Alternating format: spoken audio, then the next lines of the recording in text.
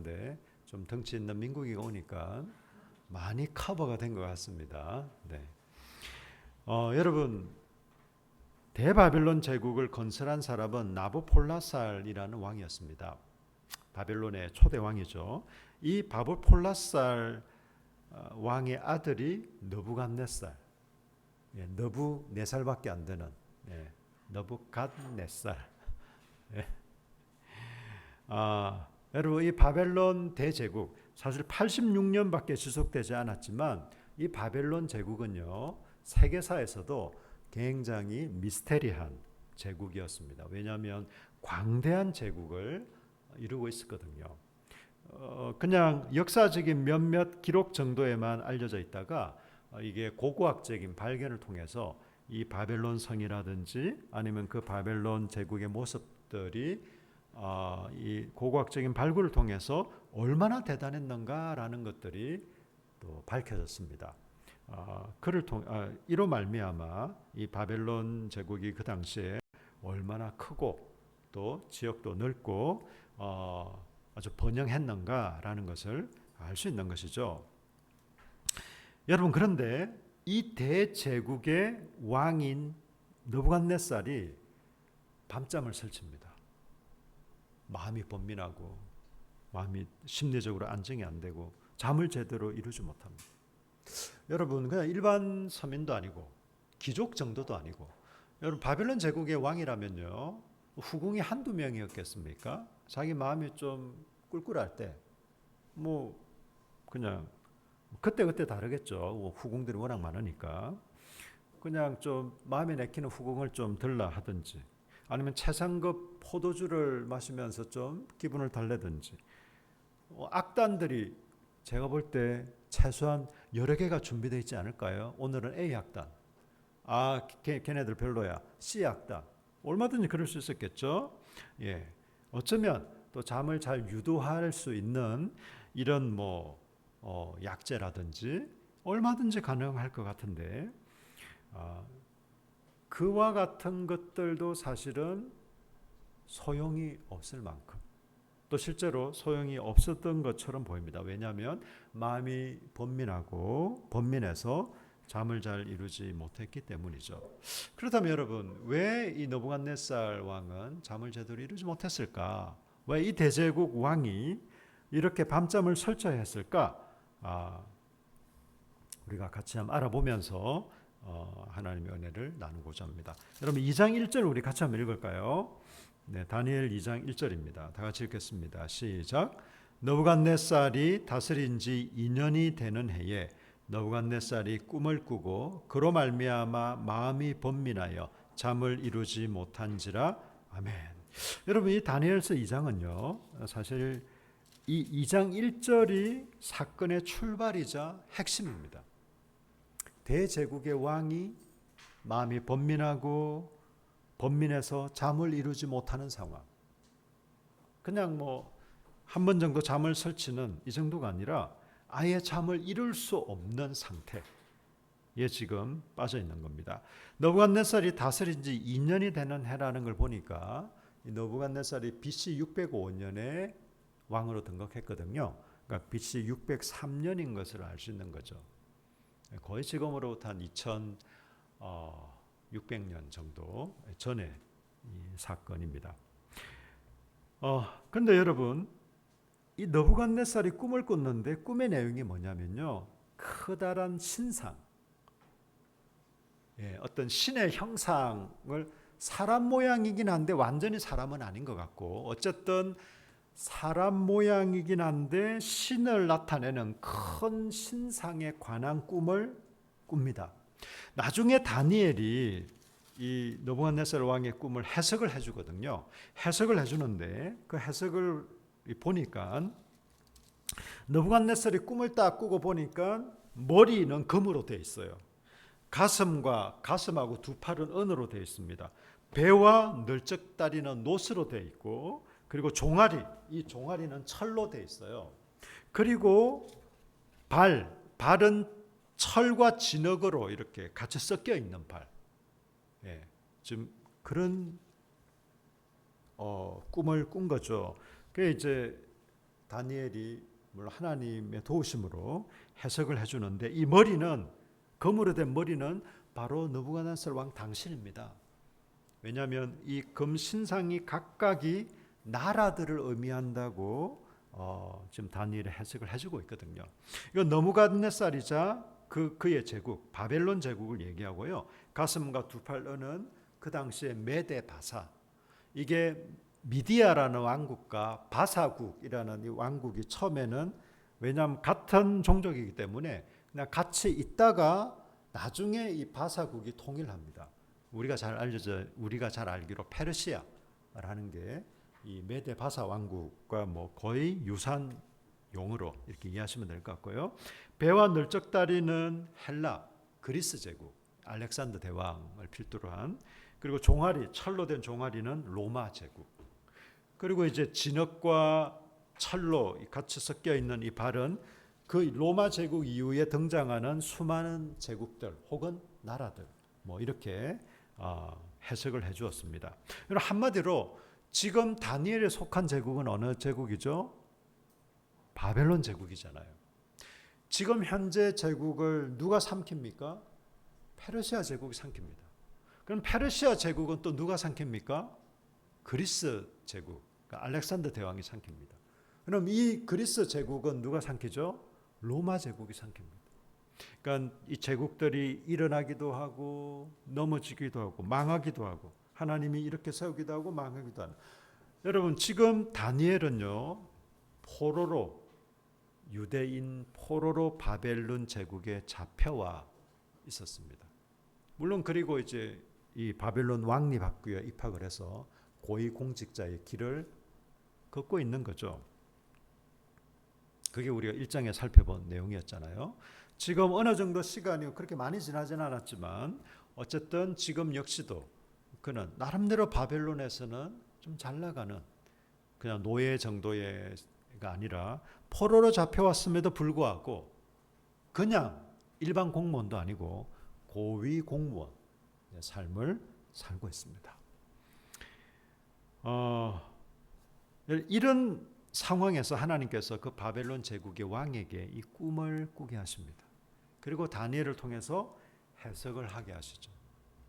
지금 현재 제국들, 그리고 앞으로 일어날 제국들, 하나님은 뭐 교회나 이렇게 또 하나님 믿는 사람들이나 다스리시지 이 세상사 이렇게 많은 일을 하나님이 번잡하게 어떻게 다 일일이 처리하고 계실까라는 생각이 잘못된 거죠.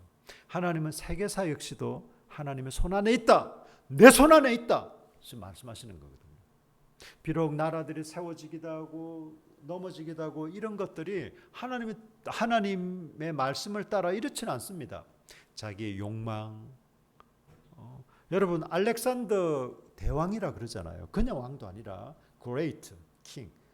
알렉산더 대왕이라고 하는데 이 알렉산더 대왕도 사실 자기의 욕망이잖아요. 네? 그 대제국을 한번 이뤄보겠다. 가만히 있는 나라들을 쳐들어가지고 괴롭히고 그 사람들 죽이고 빼앗고 쉽게 말해서 땅 따먹게 한 거 아닙니까? 그러다가 그냥 병 걸려서 30대 초반에 죽어버리는. 네. 어쨌든 인간의 그런 욕망과 욕심 또 이해관계 이런 것 때문에 제국이 망하기도 하고 다시 일어나기도 하고 하나님께서는 이런 과정들을 보여주셨습니다. 여러분 그런데요, 이 느부갓네살 왕이 꾼 꿈과 다니엘의 그것을 해석하는 이것을 통해서 우리가 무엇을 알 수 있을까요? 여러분 12장 12절로 14절에 보시면요, 이 느부갓네살 왕이 꿈을 꾸고 잠을 이루지 못하고 있어요 지금.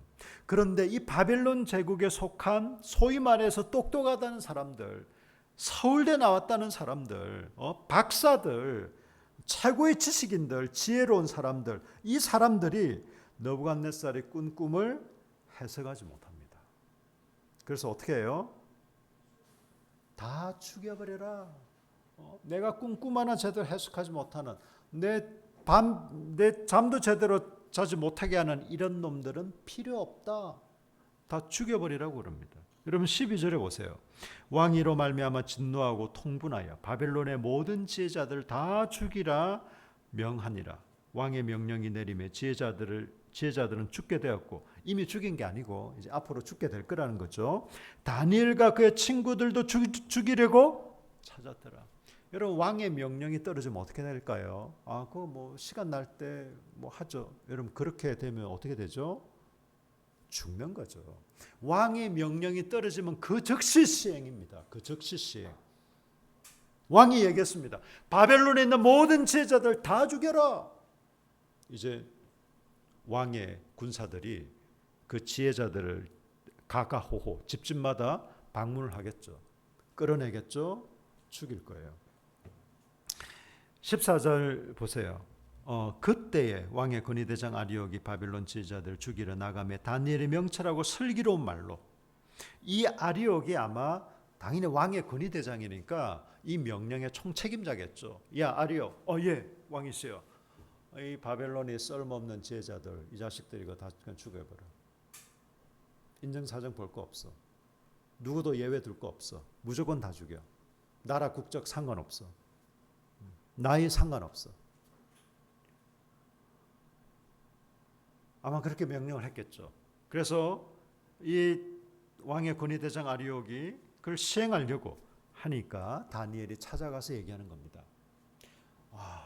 그런 일이 있었어. 왜 지금 지혜자들 다 죽이려고 합니까? 여차하게 돼서 이렇게 됐다. 그렇다면 왕을 만나게 해주십시오. 제가 하나님의 은혜로 이 왕의 꿈을 해석할 수 있습니다. 그래서 다니엘은 왕 앞에 나가게 되고 왕의 꿈을 해석했고, 다니엘과 그 친구들뿐만 아니라 이 바벨론에 있는 모든 지혜자들이 다 살게 되었습니다. 여러분, 저는 이 장면을 연구하고 묵상하면서 정말 인간의 무기력함을 다시 한번 알게 됐어요. 여러분, 2장 1절 우리 읽었잖아요. 이 대제국의 왕이 한밤에 꿈을 꾸고 잠을 이루지 못합니다. 대제국의 왕이 말이죠. 인간이 얼마나 무기력한 존재인지. 아무리 권세가 있고 권력이 있고 힘이 있고 돈이 있다 할지라도 여러분, 인간은 해결할 수 없는 문제들이 너무 많습니다. 전 세계에 여러분 뭐 며칠 전에도 뭐 누리호가 발사되고, 저는 비행기를 탈 때마다 정말 이런 세상이 있구나. 과학이 참 이렇게 발전했구나. 지금 비행기뿐이겠습니까? 우주를 지금 뭐 왔다가, 물론 뭐 성계까지는 아니어도 우주에 로켓을 쏘고 그냥 우주를 탐사하고 이렇게 하는 시대이지 않습니까? 전 세계적으로 기술이 얼마나 많이 발전을 했습니까? 그럼에도 불구하고 우리가 해결할 수 없는 일들이, 여러분의 마음 하나 진정할 수 없는 게 우리의 현실입니다. 이렇게 고민하고 있는 사람한테 야, 고민하지 마. 여러분 한번 이렇게 해보세요. 내가 지금 마음이 너무 심란해. 야, 마음 심란하지 마! 한다고 여러분 심란한 마음이 없어질까요? 인간이 아니에요. 물론 우리가 그렇게 노력하고 우리의 생각을 좀 가다듬고 좀 이렇게 애쓸 필요는 있겠죠. 그렇지만 내가 나는 더 이상 쓸데없는 생각 안 할래. 하지 마. 한다고 해서 그 생각이 안에 그런 생각을 안 하게 되는 것은 아닙니다. 인간이 그렇게 단순하지 않고 우리 삶도 그렇게 단순하지 않고 우리가 찬 우리의 어떤 인간의 한계가 사실 많아요. 여러분, 지혜자들 역시도 얼마나 무기력합니까? 자신의 생명도 구할 수 없어요. 다른 사람의 생명은 그냥 자기들도 죽게 됐어요. 그 바벨론의 최고의 똑똑하다는 최고의 지식인들이 자기들 역시도 지금 죽게 됐습니다. 사실 다니엘 아니었으면 다 죽었을 거예요. 오늘날은 어때요? 우리가 잘 알고 있는 코로나, 전 세계적으로 세계의 모든 과학자들, 지식인들이 아무리 힘을 합쳐도 이 코로나를 잘 퇴치하지 못하고 있습니다. 좀 잦아든 거죠, 사실은. 자체적으로 면역력이 생기고, 여러분 이런 그 심각한 전염병들은 많이 퍼지면 퍼질수록 면역력이 생겨서 독감 수준으로 되는 거거든요. 지금 그런 과정에 있을 뿐입니다. 이런 일이 앞으로 없으리란 보장이 있을까요? 우리가 코로나 시대를 경험하면서 이런 과학 문명이 발전한 시대에, 이런 의학 기술이 정말 첨단화된 시대에 전 세계를 이렇게 꽁꽁 묶어버리고 그냥 어떤 사람들이 이렇게 말합니다. 인류 역사에서 코로나 이전과 코로나 이후 이렇게까지도 구분하는 사람이 있을 정도로 여러분, 급작스러운 사고. 여러분, 저는 가끔 뉴스를 보면서 인도를 사람이 다니는 길을 걸어가고 있는데 갑자기 차가 덮쳐서 그래서 어떤 돌아가시는 분들 너무 황당하겠다. 아니면 여러분 그거 알죠? 싱크홀이라고 들어보셨죠? 가다가 그냥 길이 폭사, 그래서 돌아가신 분들도 있어요. 정말 안인방증의 홍두깨. 우리 젊은 친구들 하여튼 느닷없이 갑자기 벼랑간 이런 일들이 생깁니다. 예기치 못한 일들. 여러분, 지금 기름값, 제가 아침에도 기름을 넣었는데 경유가 2,150원인가 그래요. 제가 저기 소렌토가요, 그 전에 7만 원 넣으면 거의 풀로 넣었습니다.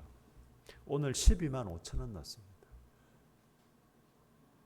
그 정도로 여러분 이런 경유가 오르고 지금 물가 상승률이 굉장히 높거든요.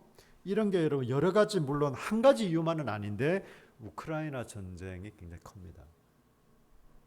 다른 나라에서 일어난 전쟁인데 우리가 왜 우리에게도 영향이 있습니다, 여러분. 전 세계적으로. 지금 여러분 이 글로벌 시대라는 것은요, 저기 멀리 떨어져 있는 나라에 무슨 일이 있다고 해서 그건 뭐 쟤네들 일이지, 좀 안 됐네, 안타깝네, 그러나 나하고 크게 연관이 있나? 라는 시대가 아닙니다. 지금 직간접적으로 다 연결이 되어 있습니다.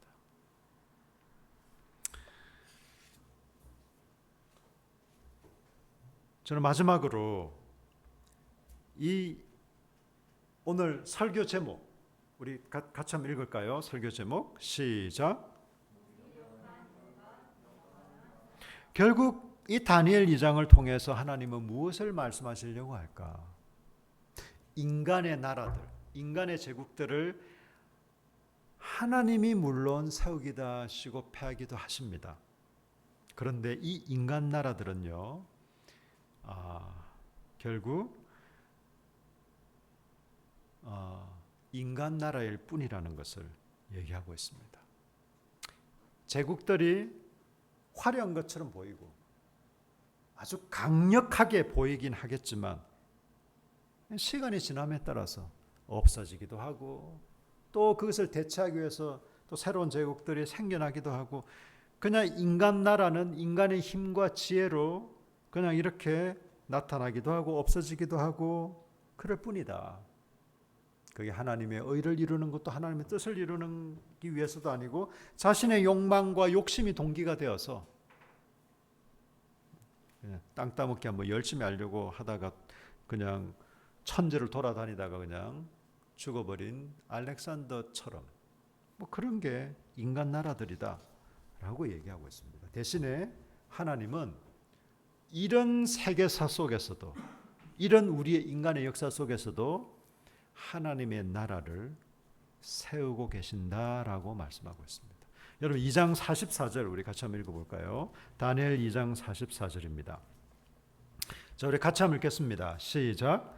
이 여러 왕들의 시대에 하늘의 하나님이 한 나라를 세우시리니 이것은 영원히 망하지도 아니할 것이요 그 국권이 다른 백성에게로 돌아가지도 아니할 것이요 도리어 이 모든 나라를 쳐서 멸망시키고 영원히 설 것이라. 아멘. 여러분, 인간의 욕망과 욕심으로 세워지는 나라가 아닙니다. 이 나라는 세워지기도 하고 망하기도 할 나라가 아닙니다. 이 나라는 어느 한 시대를 감당할 나라도 아닙니다. 여러분, 왕이든 나라든 영원한 왕도 영원한 제국도 없어요. 그렇지 않습니까? 근데 여러분, 이 나라는 하나님이 주인이 되시고 왕이 되시고 하나님이 그분의 능력과 지혜로 세우시는 이 하나님 나라는 영원한 나라고 망하지도 아니할 나라고 이 세상 모든 나라를 쳐서 멸망시킬 것이다 라고 얘기하고 있습니다. 멀쩡히 있는 나라들, 멀쩡히 있는 제국을 하나님이 그냥 막 망하게 하신다는 게 아니라 결국은 이 세계사의 흐름 속에 하나님의 나라가 중심이다라고 얘기하고 있는 거예요. 그리고 이 하나님 나라는 결국은 마지막에 이 하나님 나라가 영원히 설 것이다라고 얘기하고 있습니다. 여러분, 다니엘서는요, 단지 그냥 포로기에 잡혀 있는 포로기 시대 때 나라가 망하고 성전은 파괴되어 이방 땅에 끌려와 있는 백성들에게 그냥 뭐 괜찮아, 힘내, 화이팅하자, 이 정도로 어떤 위로하고 격려하는 책이 아니에요. 이 다니엘 말씀은요, 영원한 하나님 나라를 말하고 있습니다. 네가 지금 바벨론 제국에 있냐? 바벨론이 대단해 보이냐? 아이고, 하나님은 아무것도 아닌 것처럼 보이지? 왜? 눈앞에 하나님은 보이지 않아요. 그 당시에 이스라엘은 하나님의 나라고 성전은 하나님이 계신 집이라고 생각했는데, 하나님의 집이 다 산산조각 나버렸네. 하나님의 나라라고 생각되는 이스라엘은 망해버렸네. 바벨론 제국에 의해서. 이게 뭐지? 하나님 정말 계신 거 맞아? 하나님이 정말 능력 있는 거 맞아? 바벨론 제국보다도 못한 하나님? 그렇지 않다라고 얘기하고 있는 거예요. 하나님이 힘이 없어서 그런 게 아니다라고 얘기하고 있는 겁니다. 하나님이 바벨론에게 이스라엘을 붙이셨다라고, 넘겨주셨다라고 얘기하는 거예요. 왜? 이스라엘 백성들 그들의 죄악과 범죄로 말미암아. 한두 번의 범죄가 아니에요. 이스라엘 백성들이 그 이전부터 계속해서 하나님 말씀을 순종하지 않고 하나님을 떠나고 하나님을 의지하지 않았잖아요. 그 결과로 많은 선지자들을 보냈습니다. 수없이 선지자들을 보냈습니다. 너희들 그렇게 하면 안 된다. 너희들 그렇게 하면 하나님의 징계와 심판이 있을 것이야. 심지어는 나라가 망하고 성전도 파괴되고 포로로 잡혀갈 것이야 라는 말씀까지도 선지자들도 했지만 맨 먼저는 신명기에서부터 기록되어 있습니다. 너희들 이렇게 하면 이렇게 될 것이야. 여러분, 우리 하나님을 사랑의 하나님은 맞지만 사랑 타령만 하는 하나님으로 생각하시면 안 돼요. 하나님의 사랑은요,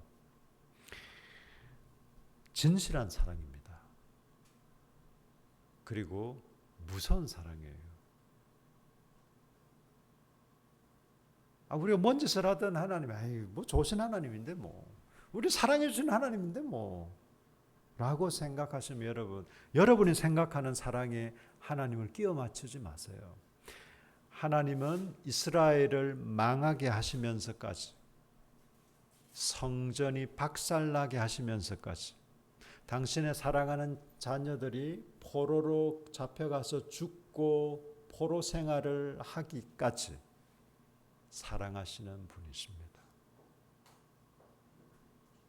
제가 어렸을 때 제 아이들 때릴 때 매로 이제 좀 때리고 연고를 이제 막 엉덩이나 이 종아리 이런 데 막 발라줄 때 참 마음이 아팠어요. 조금 살살 때릴 걸 싶기도 하고 이걸 발라주면서 제 마음이 참, 제가 때리면서 희열 느낀 적 없습니다. 그리고 발라주면서 아싸, 내가 이렇게 찰지게 때렸나? 저 그런 생각 별로 한 적 없습니다. 마음이 참 무거웠습니다. 좀 미안하기도 하고 손에 힘을 조금만 뺄 걸 싶기도 하고. 여러분, 하나님의 사랑은 우리 사람보다 훨씬 더 깊고 강렬합니다. 하나님의 마음은 더 아프셨을 거예요. 하나님이 룰랄라 하면서 이스라엘 백성들이 망하게 하지 않았을 겁니다. 오싸 그래 너 잘못했잖아. 벌 받아야지. 이렇게 하지 않았을 거예요. 남의 자식 그냥 아이고 안 됐다. 이 정도로 하나님 그렇게 하지 않았을 겁니다. 너무 마음이 아프고 가슴이 시리셨겠지만 하나님 사랑은 그런 거예요, 여러분.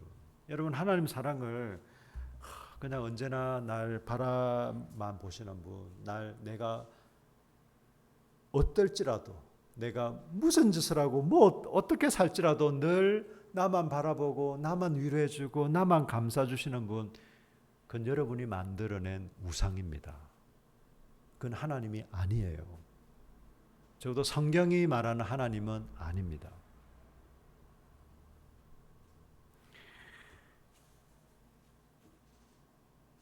예수 그리스도가 오심으로 이 하나님 나라가 임했습니다. 예수 그리스도가 오셔서 우리를 위해 대신해서 죽으시고 부활하심으로 하나님 나라가 임했습니다. 이때 다니엘과 이 시대의 백성들은 이것까지는 몰랐어요. 그 메시아를 기대하는 마음은 있었지만 예수 그리스도를 직접적으로 경험해 보지 못했습니다. 우리는 물론 직접 눈으로 본 건 아니지만 우리는 충분히 알고 있잖아요. 그 사실을 또 받아들이잖아요. 예수님 시대에 예수님을 눈으로 보고도 예수님을 부인했던 사람들이 거의 대부분이었습니다, 여러분. 예수님 시대에 태어난 게 복될까요? 복된 사람도 있죠. 메시아를 알아보고 인정하고 그를 믿고 따랐던 사람들은 복되죠. 그러나 눈앞에 메시아가, 구원자가 예수 그리스도가 있음에도 불구하고 제 나사렛 촌동네에서 시골티가 펄펄 나는구만. 우리 동네 쟤 혹시 마리아 아들내미 아니야? 아이고 자기 아버지 일찍 죽고 자식 주고 좀 그래도 고생하고 좀 건실하다 싶었는데 지금 뭐 하는 거야? 지가 뭐라고 지가 메시아로 참 안 됐다. 마리아 어쩌노? 아이고 큰 놈이 저렇게 저 짓을 하고 돌아다니는데 아이고 어쩔고 이랬던 사람들이 대부분이었어요. 이제 좀 실감나시죠? 예수님 시대에 태어나서 예수님을 눈으로 보지 않았다고 해서 여러분 우리가 복되지 않은 겁니까? 아니에요, 여러분. 우리가 정말 복된, 물론 이 시대임에도 불구하고 예수 뭐야 이거 성경에 그냥 하나의 뭐 기독교라는 종교의 어떤 창시자 비슷한 그 정도로 그냥 어떤 세계 위인 정도로 아는 사람도 사실 예수님과 상관이 없는 사람입니다.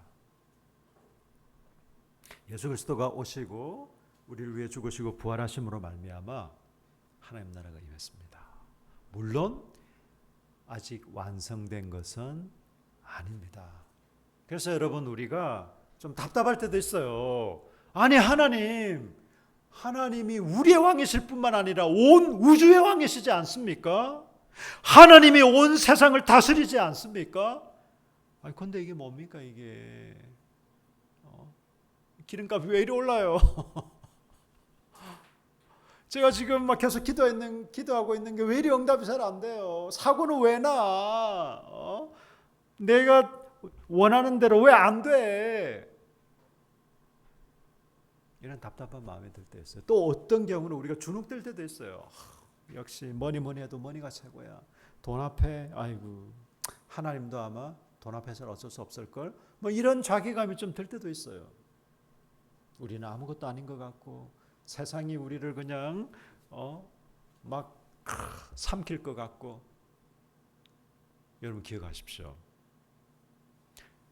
하나님이 사람이든 나라든 제국이든 세우기도 하시고 망하기도 하십니다. 하나님이 이 세상의 왕이십니다. 그 사실은 지금도 변함이 없습니다. 우리는 결코 망하지 않는 영원한 하나님 나라에 들어와 있습니다. 그 나라가 저와 여러분에게 임했습니다.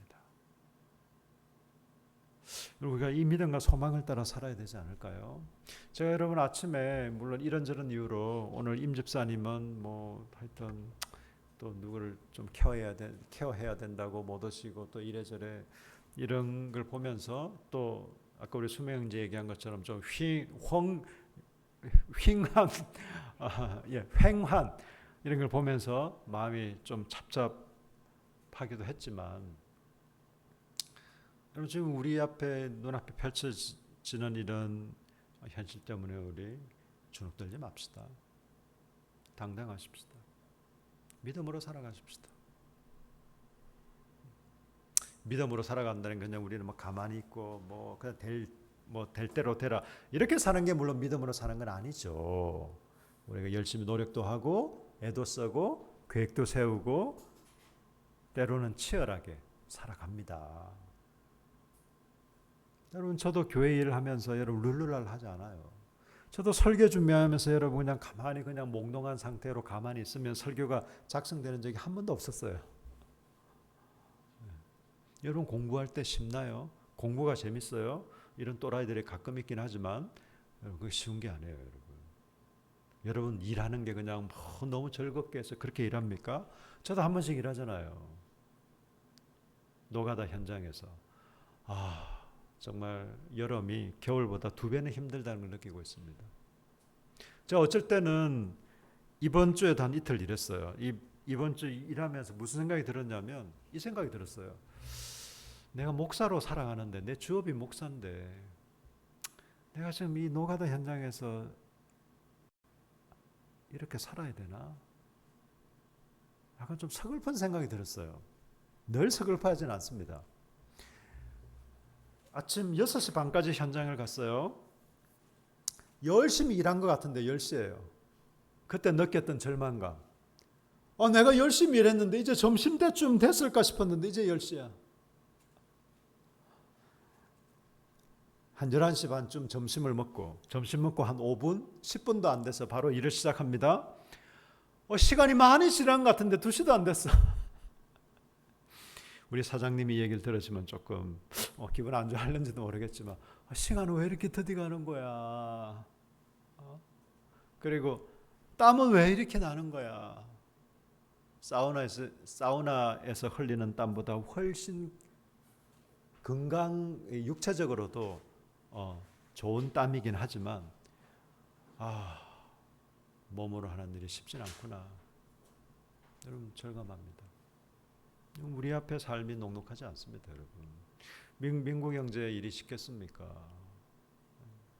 우리 뭐 수명이나 주은이 또 시연이 학생 일이 쉽겠습니까? 학생이 쉽겠습니까? 우리 김승생님, 우리 또 여기 구영과 범서에 또 여러 귀한 일도 하고 또 농사까지 뭐 그게 쉽겠습니까?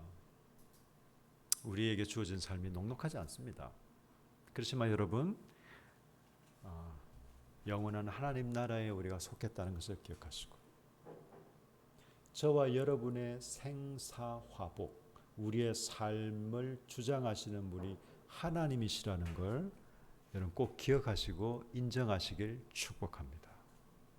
이게 굉장히 중요합니다, 여러분. 여러분이 어느 정도 리더의 위치에 있어 보면요, 여러분 하다못해 과 대표 내지는 뭐 작은 곳의 사장 내지는 리더의 위치에 있어 보시면 여러분의 권위 밑에 있는 사람이 여러분의 권위를 인정하지 않을 때 정말 화가 납니다. 반대로 인정해 줄 때 굉장히 흐뭇합니다. 우리가 하나님을 인정한다는 게 그런 거예요. 저희 아이들이